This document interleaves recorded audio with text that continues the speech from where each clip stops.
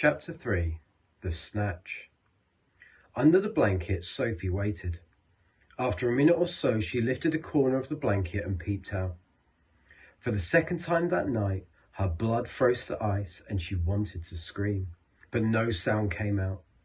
There at the window, with the curtains pushed aside, was the enormous, long, pale, wrinkly face of the giant person, staring in.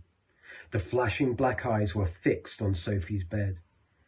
The next moment, a huge hand with pale fingers came snaking in through the window.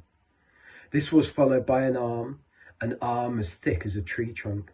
And the arm, the hand, the fingers were reaching out across the room towards Sophie's bed.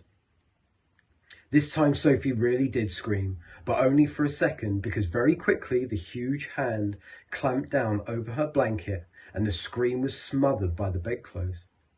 Sophie, crouching underneath the blanket, felt strong fingers grasping hold of her, and then she was lifted up from her bed, blanket and all, and whisked out of the window. If you can think of anything more terrifying than that happening to you in the middle of the night, then let's hear about it. The awful thing was that Sophie knew exactly what was going on, although she couldn't see it happening.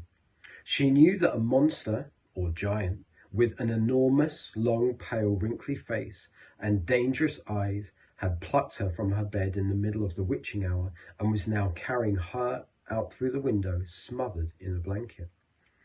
What actually happened next was this. When the giant had got Sophie outside, he arranged the blanket so that he could grasp all the four corners of it at once in one hand of his huge hands, with Sophie imprisoned inside. In the other hand, he seized the suitcase and the long trumpet thing, and off he ran. Sophie, by squirming around inside the blanket, managed to push the top of her head out through the little gap just below the giant's head. She stared around her. She saw the village houses rushing by on both sides. The giant was sprinting down the high street. He was running so fast his black cloak was streaming out behind him like the wings of a bird. Each stride he took was as long as a tennis court. Out of the village he ran, and soon they were racing across the moonlit fields. The hedges dividing the fields were no problem to the giant. He simply strode over them. A wide river appeared in his path. He crossed it in one flying stride. Sophie crouched in the blanket, peering out. She was being bumped against the giant's leg like a sack of potatoes. Over the fields and hedges and rivers they went, and after a while a frightening thought came into Sophie's head.